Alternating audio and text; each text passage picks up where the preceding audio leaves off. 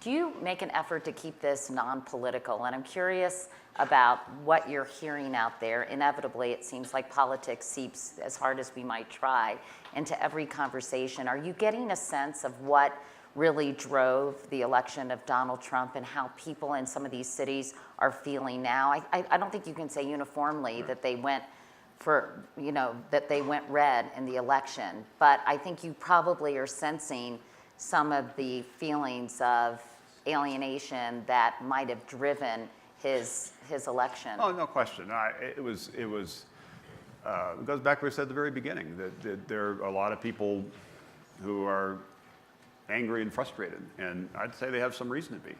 And so understanding that and figuring out what to do about that, so they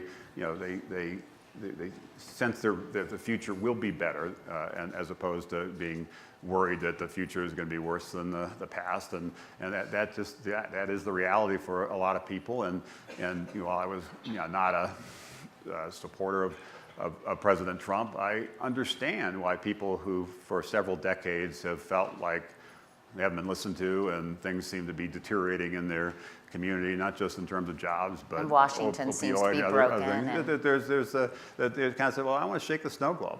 There's some risk, with Donald Trump, but I think I don't like the way things are going for me and my community, and I'm going to take that risk. I was surprised that he won, but I wasn't shocked based on some of the things that we had seen traveling around. But to your, the first part of your question, no, we try to keep this kind of apolitical. We really do deliberately try to make it bipartisan.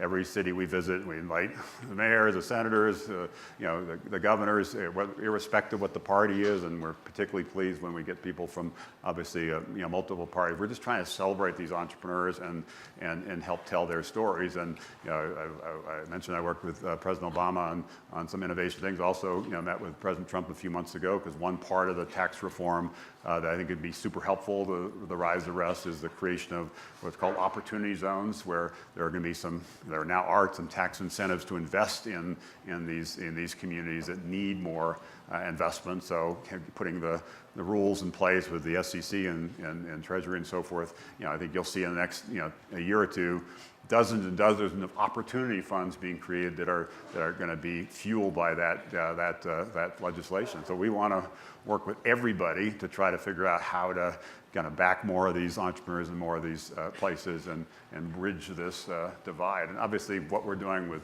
startups and jobs is only part of a broader set of issues, but we think it's important. Before we open up questions, I'd like to ask you a question, because you've also been traveling around the country. Yeah. And, have a documentary. So what have you learned traveling around the country that is related to this discussion?